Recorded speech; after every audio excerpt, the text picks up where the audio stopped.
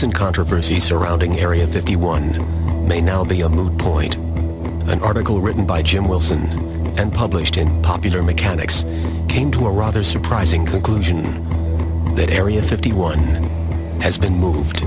The proof for the decision to move Area 51 is absence of activity at the site.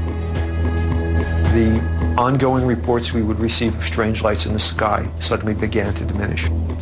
The number of sonic booms that were reported began to diminish. What had been happening there had very clearly stopped to happen.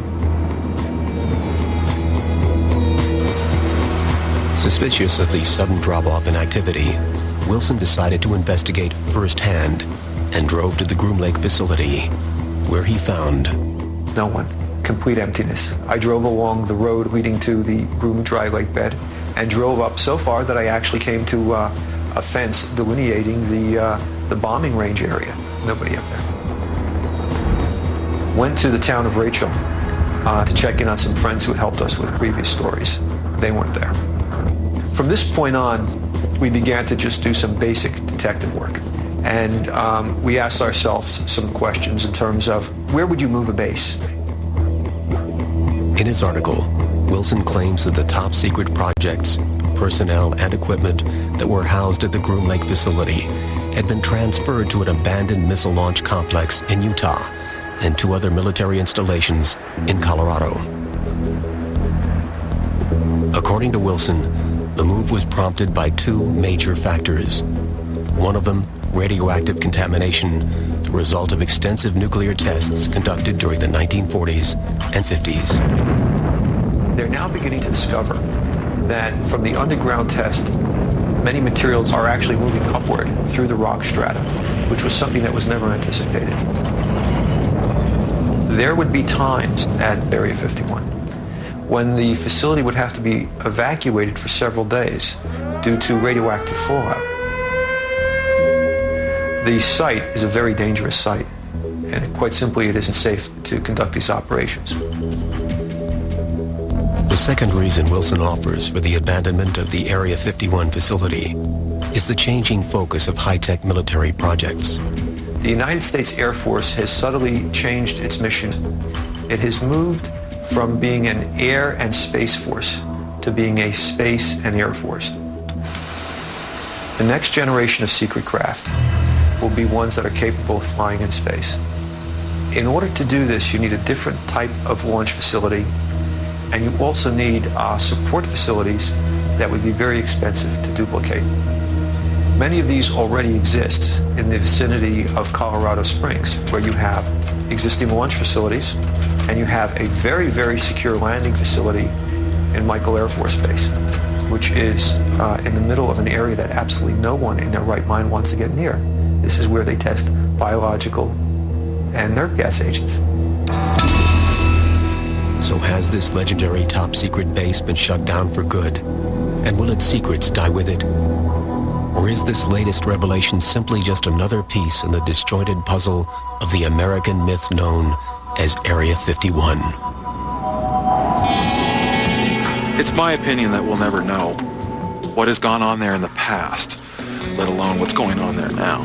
That the government has steadfastly, little waverings here and there. Once in a while you'll hear, let's say, yeah, we have an installation out by Groom Lake. That's about it. I think that a lot of the tension surrounding Area 51 would be reduced if the government simply gave the base a name, said that they were doing secret projects there, and left it at that. It's the idea of a nameless, non-existent base that really grabs the public's attention. People love mysteries. And as long as we're treated in this manner that Groom Lake doesn't really exist and we don't want to talk about it, it just lets the minds run rampant, and it just filled with nice sinister tales of aliens and who knows what else. Since you can't prove what goes on there, you can blame on that place whatever you want. JFK's hooked up with it. You know, Elvis is there. Whatever you want. It's a perfect blackboard upon which to write your dreams and your fears.